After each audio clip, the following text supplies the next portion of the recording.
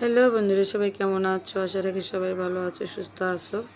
তো এখানে দেখো মাংস রান্না করছি, আজকে রান্না করছি একটা মাটন রান্না করছি। তো আজকে মাটন রান্না করব না, তো ছেলের মসজিদে রান্না করা হলো।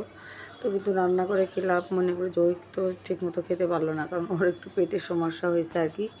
তো হঠাৎ করে পেটের সমস্যা হয়েছে, তো নিজেও ভালো করে খেতে পারলাম না তৃপ্তি মতো। কারণ ছেলে যদি না খায়, ছেলে মেয়েরা যদি না খেতে পারে, তাহলে কি মা বা বাবা যে বলো আর কি, তাদেরকে খাওয়া হয় বলো? তো এই জন্য আর কি আজকে মানে চিকেনটা মাটনটা রান্নাই বেকার হয়ে গেছে। তো ছেলে ঠিক মতো খেতে পারলো না, আর ওই আমার কথা বলছো, আমিও যে খাবো সেটা না। তো যাক, তবুও ছেলেকে একটু কয়ে বলে খাওয়াইছিলাম আর কি, কারণ ও না খেলে তো আমিও খাবো না, তখন দেখা যাবে নষ্ট হবে। তো এই জন্য ওকে একটু খাইয়ে দিয়েছিলাম। তো এই যে ব্লগ বানানোই হয় না আগের মতো, প্রতিদিন ডেলি ব্লগ দিতেই পারি না। তো এখন মাঝে মধ্যে চিন্তা করি যে ডেলি ডেলি তোমাদের সাথে ব্লগ আমি শেয়ার করব, কিন্তু তার হয়ে ওঠে না। আসলে বললে কি হবে, কিন্তু হয়ে ওঠে না। কারণ কাজের এত চাপ, চাপে আমি একটু ভিডিও বানাতেই টাইম পাই না, এরকম একটা অবস্থা। তো যাই হোক, তবু বানাতে হবে, যেহেতু যে কোনো একটা কাজে হাত দিলে কিন্তু সেই কাজটা অসম্পূর্ণ রাখা একদমই উচিত নয়। কাজটা কিন্তু করতেই হয়। তো আমি তো তোমাদের সাথে কি কথা বলবো, এমন একটা অবস্থা, কথা বলতে ইচ্ছে করতেছে না। তো এমন একটা অবস্থা। তো শিবাকে এদিকে একটু স্যালাইন বানিয়ে খাইয়ে দিয়েছি। তো এদিকে দেখো, রোদটা কিন্তু প্রচণ্ড পরিমাণে রোদ পড়ে, রোদ আসছে। এই যে দেখো, খুব গরমও পড়েছে। চৈত্র মাসে তো প্রচণ্ড রোদ আর গরম সেই।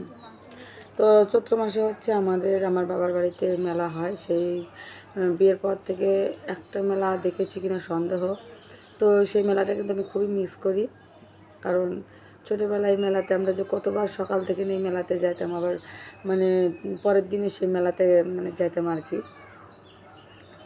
তো এখানে দেখো রান্না বান্না শেষ হয়ে গেছে, তো আমি একটু খাচ্ছিলাম এখন। তো শিবাকে খাইয়ে দিয়েছি, ওর বাবা খেয়েছে, তো আমি এখন একটু খাচ্ছি। তো কেমন যেন খাবার ভালো লাগলো না, তৃপ্তও হলো না তেমন খেয়ে। মাটনটা কিন্তু রান্না খুবই সুস্বাদু হয়েছিল, কিন্তু ওই যে মনের ভিতরে কেমন যেন একটা টেনশন একটা কাজ করতেছিল যে ছেলের শরীরটা ভালো না। ওই টেনশনে মনে করছে খাবারটা মুখে রুচিবোধ হচ্ছে না, এমন একটা অবস্থা। তো যাই হোক, কিছু করার নেই, তবু খেয়েছি, খেতে তো একটু হবেই, না হলে পেট না ভরলে চলাফেরা কীভাবে করবো, কাজকর্ম কীভাবে করবো, এটাই। তো এখানে বিকেলবেলা, তো ছেলের জন্য একটু আমি কাঁচকলা বানাচ্ছিলাম। কাঁচকলা একটু কুচি করে, আর একটু আতপ চাল বলতে তো ঘরে শাল্লার চাল আছে, পোলাও চাল, সেটা দিয়ে একটু ছেলেকে যাও রান্না করে দেব, যেটা খেলে কিন্তু একটু পেটটা ঠান্ডা থাকে। আর বাথরুম তো এটা একটু কিন্তু ঠিক হবে। তো রান্না করে দিয়েছি ঠিক, কিন্তু ওখানে তেমন খাইনি। ও কতবার খেয়েছে আমি জানি না, ওকে আমি দিয়ে গেছিলাম। তো আমাকে বলছে যে খেয়েছি খেয়েছি, কিন্তু যা দিয়েছি সেই পরিমাণটা অমনি রয়ে গেছে।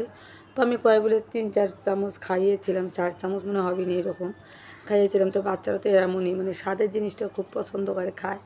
তো আমরা বড় মানুষ, কিন্তু বুঝি যে আসলে স্বাদ না লাগলেও খেতে হবে, এটা খেলে আমার উপকার হবে, ভালো হবে, কিন্তু এই মনে করি কিন্তু আমরা খাই।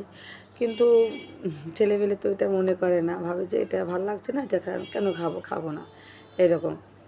তো ওই যে দেখো, এখানে একটু লবণ দিয়েছি, সরি লবণ নয়, এখানে চালটা দিয়ে নিচ্ছি।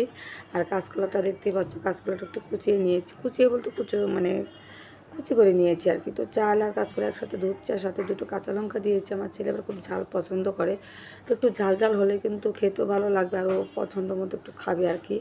তো যাই হোক, সেইভাবেই সুন্দর করে রান্না করেছিলাম, কিন্তু ছেলের মুখে তবু রুচলো না। এই যে বসিয়ে দিয়ে দেখো, বিকালের কাজকর্মগুলো সেরে নিচ্ছি, ঘরটাগুলো ঝাড়ু দিয়ে নিচ্ছিলাম। তো এদিকে বসিয়ে দিয়েছি, জাউটা বসিয়ে দিয়ে তারপরে এখানে ঘরটা ঝাড়ু দিয়ে নিচ্ছি। তো এখন গরম পড়ে গেছে, মনে হয় যে বিকালটা পড়লে একটু এদিক ওদিকে হাঁটাহাঁটি করি, কিন্তু যাই না, ওই কেমন একটা আলসে লাগে, আর এই কাজ সে কাজ বেরিয়ে থাকে, যাওয়া হয় না। তো তবু মাঝে মধ্যে একটু জায়ের বাসায় যাই, এটাই, তাছাড়া যাওয়া হয় না। গ্রামের বাড়ি হলে কিন্তু আবার গ্রামের মানুষ দেখবে বিকাল হলেই মানে সবাই একসাথে একটু বসে গল্প করে, আড্ডা গল্প কিন্তু সবাই একটু করে। আর আমি তো নিজেই গ্রামের মেয়ে, গ্রামে আমার জন্ম, সেখান থেকে আমার বেড়ে ওঠা। তো এখনও যে আমি